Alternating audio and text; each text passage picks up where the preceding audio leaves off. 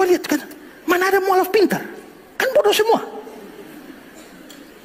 Kebodohan mereka nampak, lihat kalau mereka boleh bertanya kan.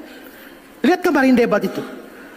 Mualaf, mantan pendeta, tidak tahu Maria Magdalena itu bukan ibu Yesus.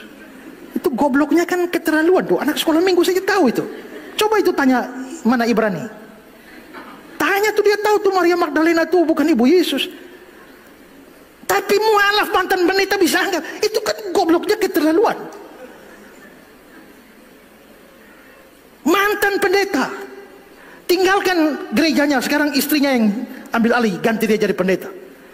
Tapi tanya, Yesus tidak bangkit karena tanda Yunus. Yunus tidak mati, berarti Yesus tidak mati.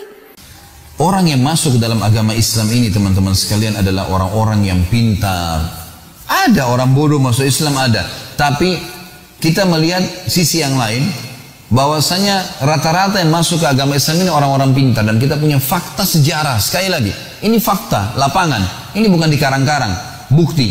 Dan subhanallah, yang tinggalkan agama Islam ini rata-rata orang bodoh. Kalau sedikit saja dia punya iman, sedikit saja dia belajar Islam, tidak mau tinggalin agama Islam sampai mati. Walaupun tidak sholat, siap bela agama Islam. Tapi orang-orang non-muslim yang pintar-pintar masuk Islam. Saya sebutkan beberapa kisah. Yang pertama, teman-teman sekalian, kisah seorang profesor spesialis kulit dari Muantai. Orang ini kisah sekitar mungkin 7 tahun yang lalu. Diangkat dalam media-media di internasional dan menghebohkan dunia kedokteran. Karena ini orang dituakan sekali dalam ilmu spesialis kulit. Dia setiap tahun, teman-teman sekalian, mengundang seluruh dokter-dokter spesialis kulit di dunia untuk datang, lalu dia menyampaikan penemuannya yang terakhir, seminar. Pada 7 tahun yang lalu ini, dia sempat mengundang 2 orang dokter muslim spesialis kulit dari Mesir. Salah satunya, dokter muslim ini sering ikut pengajian para ulama di Mesir. Jadi dia selain dokter, juga dia alim, dia tahu ilmu-ilmu agama. Pada saat tiba di sana, di sebuah auditorium yang besar, hadir ya ratusan bahkan mungkin ribuan dokter spesialis kulit dunia. Dokter-dokter spesialis ini kalau dalam ilmu kedokteran terus kita tahu, kalau jurusan lain berarti sudah pasca sarjana S2, S3 gitu kan, sudah dianggap top dalam masalah akademik. Ringkas cerita adalah dia naik di podium profesor lalu berkata, saya baru menemukan dengan teknologi tercanggih sekarang, ternyata yang memberikan rasa sakit bagi manusia adanya urat-urat saraf yang halus sekali dan jumlahnya miliaran, banyak sekali, tidak terhitung, yang melengket di kulit manusia. Kalau urat saraf ini bisa ditaklukkan dengan obat-obat bius misalnya, maka akan membuat bedah itu lebih mudah. Dan juga sama, kalau urat saraf ini sudah hilang fungsinya secara alami, mungkin karena kecelakaan, seperti orang kena luka bakar dan kulitnya kena luka bakar misalnya, dan terbakar kulitnya seberikut urat-urat saraf itu, tinggal langsung ke dagingnya, maka tidak akan merasa sakit kalau dagingnya dibedah. Datangkanlah contoh, ada orang dinaikkan di atas panggung, kena luka bakar di tangan kanannya, lalu kemudian memang dipastikan kulit dan urat saraf di kulitnya sudah terbakar. Diambil pisau bedah, diiris dagingnya, orang itu nggak rasa sakit. Orang semua satu auditorium bersorak-sorak, ini luar biasa, penemuan yang luar biasa secara ilmiah dengan teknologi canggih yang sekarang. Ternyata satu orang dokter muslim dari Mesir tadi angkat tangan, maaf profesor, kalau itu penemuan Anda yang tercanggih, saya ingin mempertemukan antara penemuan Anda ini dengan Al-Quran, dan saya pastikan Al-Quran sudah menceritakan 1400 tahun yang lalu. Kaget dia, di depan orang semua hadir, ribuan orang, banyak yang hadir nih. Kata si profesornya, mana buktinya? Dokter muslim ngambil Quran terjemahan bahasa Inggris, dibuka surah ya, An-Nisa ayat 56. An-Nisa 56, teman-teman sekalian, menceritakan tentang masalah ahli neraka. Salah satu cara penyiksaan di api neraka. Bunyinya a'udzubillahi minasyaitonirrajim, di antara potongan ayatnya, kullama nadijat juluduhum badalnahum juludan ghairan liyadzuqul adzab. Setiap kali penghuni neraka kulit mereka sudah terbakar, kata Allah, kami ganti dengan kulit yang baru agar mereka merasakan rasa sakit yang baru. Artinya ayat ini menjelaskan memang rasa sakit di manusia itu adalah di kulitnya.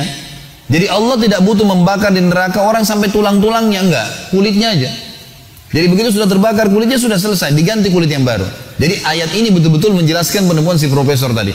Sambil profesor tersebut baca terjemahan bahasa Inggris, netesin air mata. Dan di atas podiumnya dia mengatakan, teman-teman sekalian, tuntun saya ke agama Anda karena ini bukan buatan manusia. Gak mungkin, ini penemuan tercanggih dan berbulan-bulan diadakan penelitian untuk mengetahui proses tersebut. Tapi Al-Quran sudah menceritakannya, teman-teman. Akhirnya dia syahadat di depan para ilmuwan. Contoh yang lain, masuk Islamnya seorang anak muda di di Inggris. Jadi ada seorang syekh dari Saudi datang, kemudian diterjemahkan dalam bahasa Inggris di satu masjid. Gitu. Selesai ceramah tentang Islam, kemuliaan Islam, gitu kan, mengajak orang untuk menyebarkan Islam. Lalu kemudian ada satu anak muda asli Inggris datang, kemudian berkata kepada syekhnya, "Syekh, ini teman saya, orang Inggris asli, teman saya di sekolah, mau masuk Islam. Tapi masih ada dua hal yang mengganjal di dirinya. Bisa nggak dia bertanya?" Kata syekhnya, "Silahkan, boleh bertanya." Maka anak muda ini pun bertanya. Syekhnya kebetulan belum bisa bahasa Inggris, lalu kemudian diterjemahkan. Gitu kan. Kata anak muda ini, "Kenapa kalian umat Islam melarang perempuan kalian salaman sama semua perempuan? Kenapa nggak boleh salaman sama semua perempuan?" Gitu kan. Sementara kami bebas mau salaman sama siapa saja.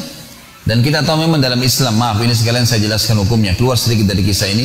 Dalam Islam, maaf Bapak Ibu sekalian, tidak boleh salaman sama sembarangan orang kecuali mahram, gitu kan. Kata Nabi SAW, "La yuta'ananna ahadukum bimikhyatin min hadid khairun lahu min an tamassu yadi imra'atun la tahillullah." Seseorang dari kalian ditusuk dengan besi yang tajam jauh lebih mulia daripada dia, jauh lebih ringan bagi dia dibandingkan dia menyentuh tangan wanita yang tidak halal buat dia. Kata Nabi SAW, "Inilah usafihun nisa." Saya tidak pernah menyalami wanita. Memang sudah begitu hukum Islamnya. Jadi kita memang tegur, sapa, salam, iya biasa. Apa kabar, baik, butuh bantuan boleh dalam Islam. Tapi salaman memang dilarang, gitu kan? Sama halnya tidak boleh memandang hal-hal yang haram. Jadi dia mengatakan, kenapa kalian dalam Islam tidak membolehkan wanita kalian salaman sama semua orang? Kenapa nggak seperti wanita kami? Ini syubhat, ya, hal-hal yang diragukan oleh mereka. Maka syekhnya bertanya, "Kau warga negara apa?" Dia bilang Inggris. "Siapa ratu kamu di Inggris ini?" Kata dia, "Elizabeth." Kata syekhnya, "Kau bisa salaman sama Elizabeth?" Kata dia bilang, "Tidak bisa." "Kenapa tidak bisa?" Kata syekhnya. Dia bilang, "Karena itu ratu, tidak sembarangan orang salaman dengan dia." Kata syekhnya, "Semua wanita muslimah seperti Elizabeth, ratu, nggak boleh sembarangan orang salaman." Jadi memang ada tujuan syariat ini, bukan main-main, gitu kan. Lalu yang kedua, dia bilang, "Kenapa kalian menyuruh wanita kalian tutup aurat? Kenapa harus taruh jilbab dari kepala sampai kain, bahkan ada yang pakai cadar? Kenapa nggak seperti perempuan kami, mau pakai baju, nggak pakai baju, terserah. Kenapa harus begitu?" Gitu. Syekhnya lalu mengeluarkan 2 buah permen dari kantongnya, satu dibuka bungkusnya, satu dibiarin terbungkus, digeletakin di lantai masjid. Kata syekhnya, "Kalau saya suruh pilih kamu permen ini, yang mana kau pilih?" Kata si Nasrani itu, "Yang terbungkus." Kata syekh, "Kenapa kau nggak ambil yang sudah terbuka? Gampang, tinggal ambil, caplok dalam mulut, selesai." Dia bilang, "Enggak syekh, karena kotor." Kata syekhnya, "Itulah perbedaan perempuan kami dengan perempuan kalian. Perempuan kami seperti yang terbungkus, yang buka cuma suaminya, pemiliknya. Dan perempuan kalian seperti permen itu, semua orang bisa buka, kena kotoran dan segala." Sampai masalah hijab pun syar'i, ada hikmah syar'inya. Dan Allah mengatakan, "Dzalika adna alla yu'dzain." Tujuan hijab agar tidak diganggu. Kan gitu. Sampai ulama mengatakan kalau ada wanita tutup auratnya, tertutup semua, pakai jilbab besar, apalagi kalau pakai cadar, kira-kira kalau lewat di depan preman-preman, apanya yang bisa menggoda mereka? Mau cari apa yang bisa kelihatan nih? Kain semuanya gitu kan. Nggak ada yang menggoda. Kata ulama, kalau ada orang sudah tutup hijab syar'i, diperkosa juga, dapat pahala, yang diperkosa, yang memerkosa dapat dosa, gitu kan. Tapi kalau ada wanita yang memang dasarnya pakai pakaian ketat, apa bedanya orang yang pakai celana ketat dengan tidak pakai celana? Sama saja, beda di warna. Orang sudah tahu bentuk tubuhnya. Kata ulama, kalau ada orang perempuan diperkosa, dasarnya dia penyebab fitnah, dua-dua dapat dosa. Yang memerkosa dan yang berkosa, dua-dua dapat dosa. Padahal ini diperkosa ya, karena dia penyebab fitnah itu. Jadi Islam datang dengan kemuliaan, teman-teman sekalian. Makanya Allah sebagai penutup perkataan saya berkata, "Wala tamutunna illa wa antum muslimun. Pertahankan, jangan sampai mati kecuali dalam keadaan Islam. Ini agama yang benar. Dan sudah panjang lebar saya jelaskan dari definisi sampai bukti-bukti sejarah, sampai akhirnya kita buktikan dengan banyaknya orang-orang pintar yang menganut agama Islam ini. Maka bersyukurlah kepada Allah karena anda lahir dalam keadaan Islam, atau anda mendapatkan hidayah setelah anda dewasa. Allahu a'lam.